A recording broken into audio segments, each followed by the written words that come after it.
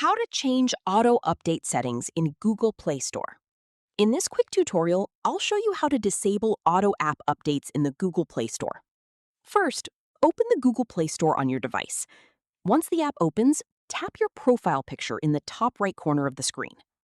Next, select Settings. Inside Settings, tap Network Preferences. Here, you'll find the Auto Update Apps option. Tap on Auto Update Apps, and a pop-up menu will appear with different update options. To completely stop automatic app updates, select Don't Auto Update Apps. After selecting this option, tap Done if prompted, then go back to exit the settings menu. That's it. From now on, your apps won't update automatically through the Google Play Store. If you want to update an app in the future, you'll need to do it manually from the Play Store. This setting is useful if you want more control over app updates, save mobile data, or avoid unexpected changes to your apps. If this tutorial helped you, be sure to like the video and subscribe for more Android tips, Play Store tutorials, and easy step-by-step tech guides.